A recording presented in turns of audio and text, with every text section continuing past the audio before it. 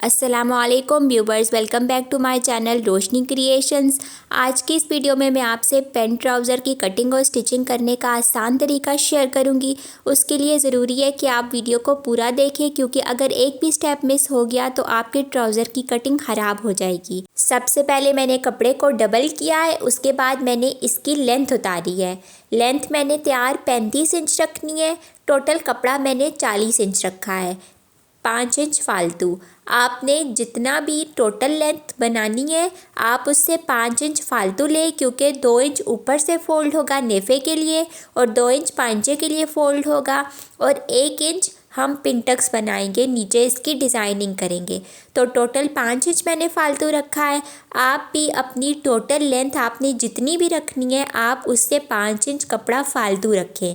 मैंने 35 इंच रखनी थी तो मैंने टोटल 40 इंच रखा है। चौड़ाई मैंने इसकी 17 इंच ली है। आप अपने नाप के हिसाब से कम या ज़्यादा करेंगी। उसके बाद मैंने म्यानी का निशान लगाया है 16 इंच पे, वो भी आप अपने नाप के हिसाब से लेंगी। उसके बाद 16 इंच से 2 इंच ऊपर यानी कि 14 इंच पे हमने एक और निशान लगाया है और उसको भी मैंने इस तरह से स्ट्रेट लाइन एक लगा दी है। ये देखिए, अब इन दोनों लाइंस के दरमियान 2 इंच का गैप है। एक लाइन मैंने 16 इंच पे लगाई है और एक मैंने 14 इंच पे लगाई है। उसके बाद अब इन दोनों लाइंस की साइड पे इस तरह से एक लाइन लगानी है और इसको हमने इस तरह से शेप देनी है। इन दोनों लाइंस को हमने इस तरह से मिलाना है। आपने म्यानी जितनी भी रखी आप उससे 2 इंच ऊपर ही दूसरी लाइन लगाएंगी। अब मैं पांचा रखूँगी। पांचा मैंने 9 इंच का रखा है। ये देखिए 9 इंच पे पांचे का निशान लगा दिया है। उससे बाहर की तरफ मैंने अब 2 इंच, ये देखिए इस तरह से कपड़ा छोड़ा था। अभी हमने इस तरह से स्केल रखना है।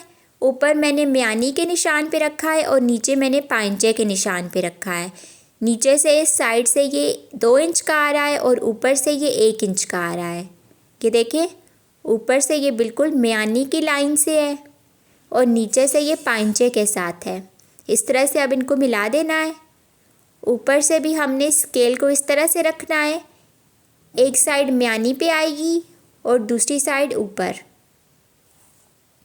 ये एक साइड के निशान लग गए। अब बिल्कुल इसी तरह से हम दूसरा निशान भी लगाएंगे दूसरी तरफ। ये देखिए, इनको इस तरह से मिला देना है स्केल रख के। नीचे से हमने स्ट्रेट लगाना है ये। अब ये सारे निशान लग गए हैं। अब मैं इसकी कटिंग कर रही हूँ। कटिंग मैं सिर्फ ऊपर वाली साइड की कर रही हूँ, नीचे वाली साइड की यानी कि बैक की कटिंग मैं अभी नहीं कर रही। ये सिर्फ फ्रंट की कटिंग है। जिस तरह से मैंने निशान लगाए हैं बिल्कुल मैं निशान के ऊपर से ही कटिंग कर रही हूँ। ये हम सिर्फ फ्रंट की कर रहे हैं। उसके बाद अब मैं बैक साइड की कटिंग कर रही हूँ। ये देखिए, इस तरफ से हमने बिल्कुल कपड़े के साथ ही कटिंग करनी है और जो बिल्कुल स्ट्रेट साइड है वहाँ से हमने इसको 1.5 इंच फालतू रखना है। ये देखिए, 1.5 इंच फालतू रख के मैं इसकी कटिंग कर रही हूँ। अब म्यानी की हमने 1/2 इंच की कटिंग करनी है और ये सिर्फ हमने फ्रंट साइड की करनी है। फ्रंट साइड की म्यानी को हमने 1/2 इंच और काटा है। उसके बाद ऊपर स्केल मैंने रखा है इस तरह से तिरछा करके और इसकी हमने इस तरह से तिरछी कटिंग करनी है। ये सिर्फ हम फ्रंट साइड की करेंगे। उसके बाद अब मैं प्लेट्स के लिए निशान लगा रही हूँ 6 इंच पे। ये देखिए, 6 इंच पे मैंने एक निशान लगाया। ये प्लेट्स हम सिर्फ फ्रंट साइड पे डालेंगे, बैक पे हमने नहीं डालनी। इसकी लंबाई मैंने 7 इंच रखनी है। 7 इंच पे इस तरह से मैंने इसकी लेंथ का निशान लगाया है। उसके बाद 1/2 इंच पे इस तरह से तिरछा निशान। ये देखिए, ये प्लेट्स के निशान लग गए हैं। अब मैं इसकी सिलाई आपको बताऊंगी कि मैं किस तरह से इसकी सिलाई करती हूँ। अब फ्रंट साइड और बैक साइड को मैंने इस तरह से जोड़ लिया है सेंटर से, बिल्कुल एक सिंपल सीधी सिलाई लगा के।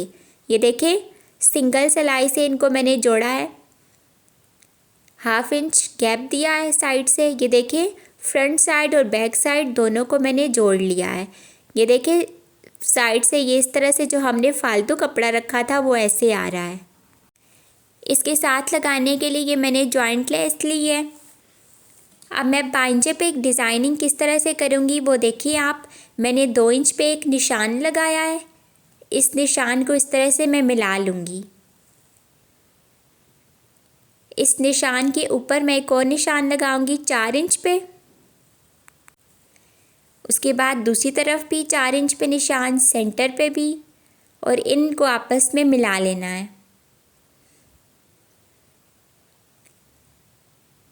साइड पे मैंने कट लगा लिया है।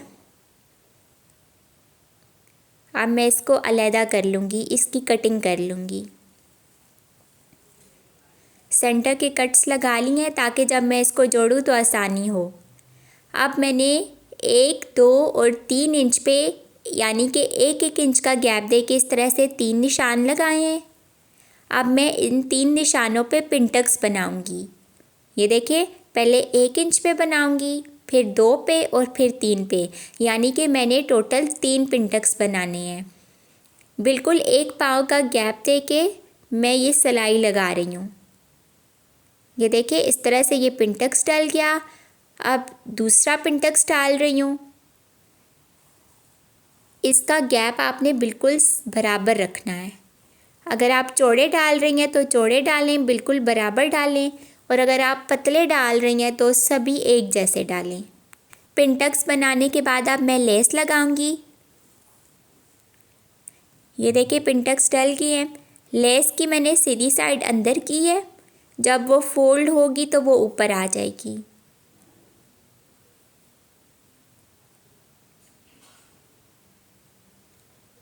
अब इसको बिल्कुल सीधा करना है, और सीधा करने के बाद हमने इसके ऊपर एक और सिलाई लगानी है। ये वाली सिलाई आपने लाजमी लगानी है। और बिल्कुल देखिए, मैं किनारे किनारे पे लगा रही हूँ, ज़्यादा आपने गैप नहीं देना। उसके बाद अब ऊपर ट्राउज़र का सेंटर और जो मैंने नीचे से पांचा कट किया था उसका सेंटर मैंने बिल्कुल ऊपर नीचे रख के पिन लगा ली है। अब मैं इनको आपस में जोड़ दूँगी, और देखिए ये लेस की मदद से जुड़ेंगे। ये देखिए, इस तरह से आएंगे ये। आपने इस बात का ख़ास ख्याल रखना है कि इनकी सिलाइयाँ बिल्कुल ऊपर नीचे आएँ।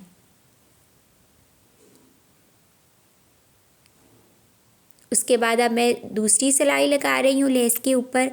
अब ये देखिए, पांचा ट्राउज़र के साथ जुड़ गया है लेस की मदद से। पहले हमने लेस को पांचे के साथ लगाया था और फिर ट्राउज़र के साथ। अब सारे पिंटक्स का रुख मैंने नीचे की तरफ किया है और मैं इस्त्री कर रही हूँ। ये काम आपने लाजमी करना है। पिंटक्स का रुख एक तरफ करके आपने उनको इस्त्री कर लेना है। उसके बाद अब नीचे से 2 इंच कपड़ा फोल्ड किया है जो पांचे का हमने करना है, और फिर इस्त्री कर रही हूँ। उसके बाद अब मैं सिलाई लगा रही हूँ। पांचे की सिलाई लगाते वक्त आपने ये ख़ास ख्याल रखना है कि पांचे की सिलाई आपके पिंटक्स के ऊपर ना आए, पिंटक्स के सेंटर में आए, पिंटक्स के ऊपर ना आए। ये देखिए, पिंटक्स के बिल्कुल सेंटर में सिलाई आई है, पिंटक्स के ऊपर नहीं आई। उसके बाद अब मैं साइड की सिलाई लगा रही हूँ। साइड से मैंने 1 इंच कपड़ा छोड़ा है, और इस बात का ख्याल रखना है कि पिंटक्स और लेस बिल्कुल ऊपर नीचे आएँ। ये देखिए, इस तरह से बिल्कुल बराबर आएँ।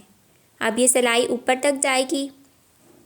ये देखिए, ये एक साइड तैयार हो गई है। दूसरा पांचा भी बिल्कुल मैं इसी तरह से तैयार करूँगी, और जो आपको चौड़ी साइड नज़र आ रही है वो बैक साइड है, और जो तंग साइड है वो फ्रंट साइड है। और देखिए, ट्राउज़र और पांचे की जो सेंटर की सिलाई है वो बिल्कुल ऊपर नीचे आई है। अब मैं ऊपर की प्लेट्स डाल रही हूँ जो हमने सिर्फ फ्रंट साइड पे डालनी है। 2 प्लेट्स डलेंगी। प्लेट्स डालने के बाद अब मैं फ्रंट साइड और बैक साइड को ऊपर नीचे रख के जोड़ रही हूँ, सिलाई लगा रही हूँ इनकी। ये जो म्यानी की सिलाई मैं लगा रही हूँ ये मैं 1/2 इंच के गैप से लगा रही हूँ। म्यानी की सिलाई आपने खींच के नहीं लगानी, कपड़े को आपने बिल्कुल ढीला रख के लगानी है, क्योंकि अगर आप खींच के लगाएंगी तो सारे ट्राउज़र की शेप ख़राब हो जाएगी।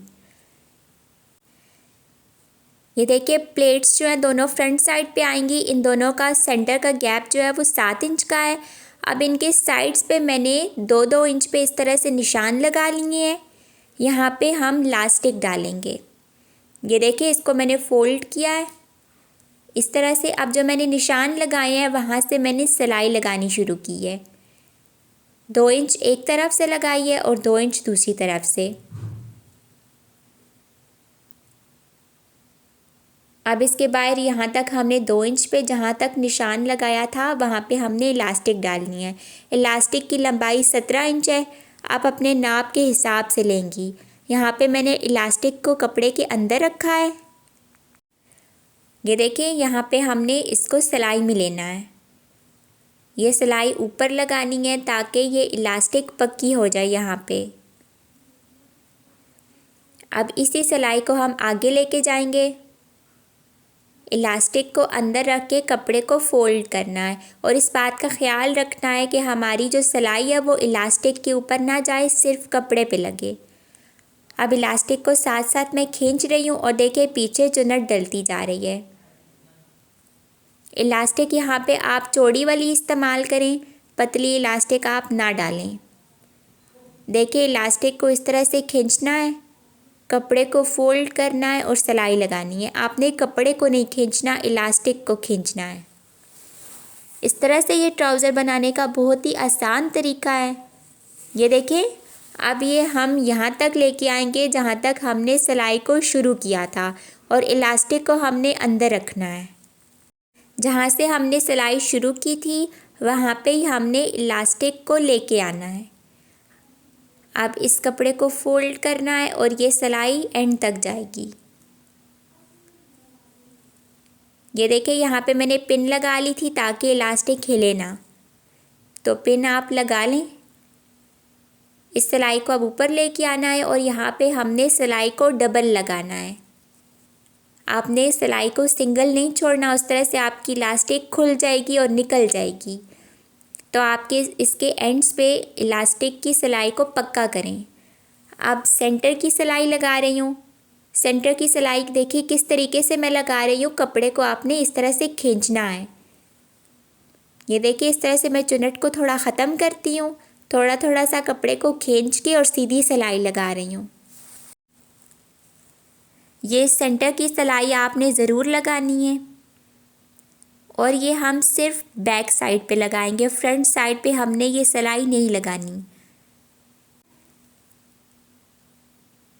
ये देखिए इस तरह से थोड़ा थोड़ा सा खींचना है और यहाँ तक इसको ख़त्म कर देना है। आप देखिए फ्रंट साइड पे कोई भी सिलाई नहीं है, सिर्फ ये सिलाई हमने बैक पे लगाई है। पायंचा देखिए इसका इस तरह से रेडी है। अब मैं आपको इसको इस्त्री करने का तरीका बता रही हूँ। इसको आपने इस तरह से रखना है और आपने इस्त्री करना है।